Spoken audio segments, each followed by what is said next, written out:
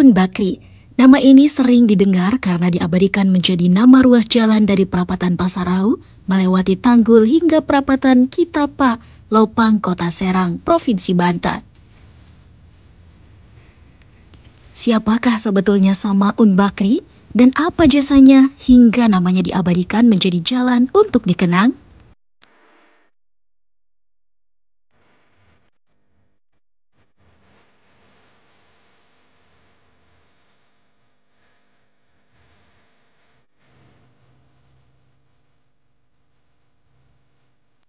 Bagi warga Kota Serang, nama Samaun Bakri tidak asing lagi.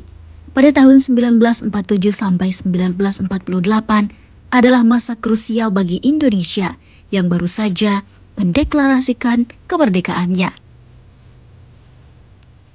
Selain harus menghadapi agresi militer Belanda II yang membuat ibu kota Indonesia harus diungsikan ke Yogyakarta. Saat itu, Indonesia sebagai negara juga belum memiliki infrastruktur pertahanan yang mumpuni. Keadaan ini menuntut pemerintah melakukan sejumlah inisiatif. Di tengah keadaan penting tersebut, Presiden Soekarno memberikan tugas rahasia kepada seorang tokoh Muhammadiyah untuk membeli sebuah pesawat di India. Tokoh itu bernama Samaun Bakri.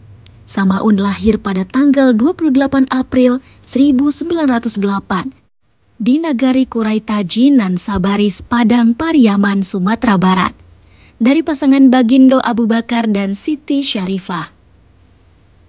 Kakeknya dari garis ayah adalah Bagindo Tan Labiah, seorang dubalang tuanku Inge Bonjol. Samaun mengenyam pendidikan Vervolkschool setara sekolah menengah pertama, Sumatera Tawalib di Padang Panjang, kursus-kursus politik dan bahasa asing. Awal tahun 1926 beliau bekerja di kantor residen Padang. Namun, baru beberapa bulan bekerja, dia keluar karena tak terima dengan keangkuhan orang Belanda. Pada 1929, perjuangan Samaun melalui media massa dimulai dengan menjadi wartawan surat kabar Persamaan. Melalui harian ini, dia kerap mengkritik kebijakan pemerintah kolonial seperti Kontrolir Pariaman Spitz. Sehingga Spitz melalui Kepala Nagari Kuraitaji Muhammad Nur Majolelo mengusir Samaun. Majolelo yang masih keluarganya membekali Samaun 7 ringgit. Bersama dengan keluarganya, Samaun pergi ke Medan, kemudian ke Bengkulu. Di sini dia aktif di Muhammadiyah dan sebagai wartawan redaksi di koran Surat Kabar Sasaran. Di surat kabar itu, beliau kerap mengkritik petinggi adat Bengkulu seperti Demang, Asisten Demang, Pasirah, dan Depati yang menyusahkan rakyat dengan menjadi kaki tangan pemerintah Hindia Belanda. Pemerintah akhirnya mengeluarkan Persdelicht atau surat peringatan kepada Surat Kabar Sasaran. Persdelicht ini nampaknya sukses meredam sentimen Samaun. Dia lantas membesarkan Surat Kabar Persatuan dan Surat Kabar Penabur dan lebih banyak meliput kegiatan Soekarno selama di Bengkulu pada tahun 1938. Namun, Samaun akhirnya kembali menulis kritik pada 1940 setelah anaknya dipanggil oleh dokter Belanda, Hogesan, dengan panggilan kambing dan Melayu busuk saat mengantri di sebuah klinik. Samaun yang memukul perut dokter itu dan menulis artikel berjudul "Dokter Busuk Mulut" lantas disidang. Pada 1941, Samaun sempat dihukum 9 bulan penjara karena dituduh komunis oleh pengadilan kolonial karena menulis buku berjudul Si Patai yang memuat unsur-unsur revolusi. Di Bengkulu, Samaun aktif sebagai anggota Muhammadiyah dan sering bertabligh ke berbagai daerah. Samaun menjadi anggota Konsul Muhammadiyah Bengkulu sesuai keputusan Muhammadiyah Pusat setelah konferensi daerah ke-9 Muhammadiyah Bengkulu tanggal 25 sampai 28 Maret 1937. Beliau juga menjabat Wakil Majelis Pemuda Muhammadiyah atau WMPM Regional Bengkulu. Ketika tempat pengasingan Soekarno dipindahkan ke Bengkulu dari ND, Nusa Tenggara, pada 14 Februari 1938, Samaun ditugaskan oleh Muhammadiyah sebagai pimpinan penjemputan. Abdullah Siddiq dalam Sejarah Bengkulu 1500-1990 mencatat, Soekarno yang datang dengan istri Inggit Garnasi dan 2 putri angkat bernama Ratna dan Kartika disambut Samaun di Pasar Pegantungan. Samaun lantas membawa Soekarno menuju Hotel Asia sambil mencari tempat tinggal. Soekarno saat itu sempat menyewa sebentar di rumah sewa milik Haji Midin. Lalu pindah ke daerah Anggut Atas dan menyewa rumah milik Tionghoa, Lim Bue Seng seharga 90 per bulan. Selanjutnya Samaun pun berteman akrab dan kemudian menjadi orang yang sangat dipercaya oleh Soekarno. Samaun juga berperan besar pada awal hubungan antara Soekarno dengan Fatmawati. Ketika Soekarno berada di Jakarta setelah bebas dari pengasingan di Bengkulu, Samaun diutus Soekarno untuk membawa pesan dan bingkisan untuk Fatmawati di Bengkulu. Romantis bukan? Bersama Abdul Karim Oi dan Dr. Jamil, kemudian juga berperan mengurus pernikahan Fatmawati dengan Soekarno. Pernikahan itu berlangsung pada 1 Juni 1943 yang diwakilkan teman dekatnya, Obseter atau pengawas Sarjono. Setelah pernikahan itu, Samaun kemudian membawa dan mengawal Fatmawati dan orang tuanya ke Jakarta. Rombongan kami terdiri dari ayah, ibu, saudara Samaun Bakri atau utusan Bung Karno, paman ibuku Muhammad Kancil atau penjahit pakaian Bung Karno waktu di Bengkulu. Ketika Jepang masuk dan menduduki wilayah Nusantara, Samaun menjadi pembantu tokoh PP Muhammadiyah Kiai Haji Mas Mansur yang bersama Soekarno, Muhammad Hatta, dan Ki Hajar Dewantara memimpin organisasi bentukan Jepang yang bernama Putra atau Pusat Tenaga Rakyat. Ia juga sempat menjadi anggota Jawa Hokokai menjelang detik-detik kemerdekaan. Samaun bersama golongan muda seperti Sayuti Melik, BM Diah, Adam Malik, dan Soekarno menjadi saksi perumusan naskah proklamasi kemerdekaan. Samaun juga hadir ketika Soekarno membacakan teks proklamasi pada 17 Agustus 1945.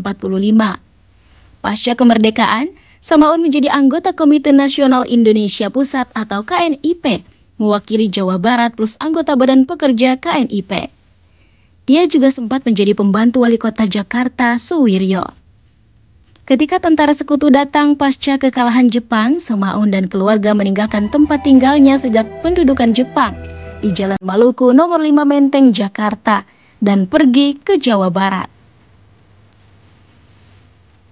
Samaun aktif sebagai anggota Komite Nasional Indonesia Pusat, sebagai wakil dari Jawa Barat, juga sebagai anggota Badan Pekerja KNIP, dan sempat pula menjadi sekretaris penjabat Gubernur Jawa Barat, Mr. Datuk Nyamin, merangkap anggota Majelis Persatuan Perjuangan Priangan atau MP3 yang memutuskan membumi hanguskan kota Bandung pada 23 Maret 1946.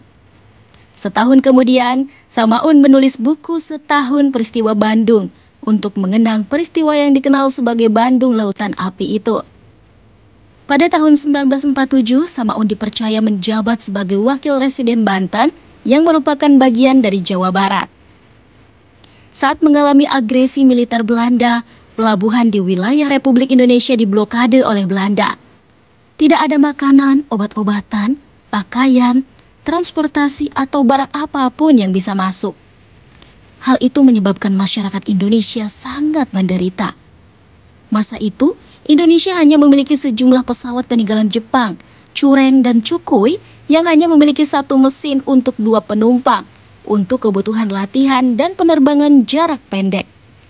Bayangkan saja, keadaan ini mempersulit posisi Indonesia hingga akhirnya seorang pilot berkebangsaan Amerika bernama Bobby L. Freiberg yang berempati pada perjuangan nasional membeli pesawat Douglas C-47 pada 6 Juni 1947.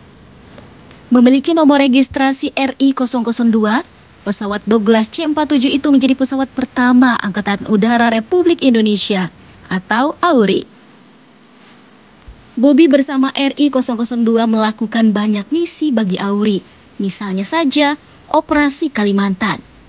RI-002 juga melakukan penerobosan blokade, menyelundupkan hasil produksi keluar Indonesia, dan menerjunkan senjata di wilayah Indonesia.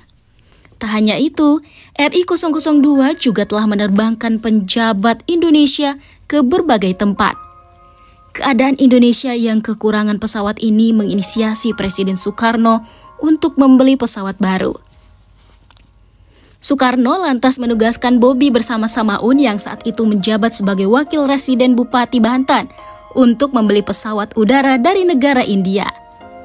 Sebelum berangkat ke India, tugas pertama adalah mengambil 20 kg emas dari pertambangan Cikotok, Banten sebagai alat pembayarannya.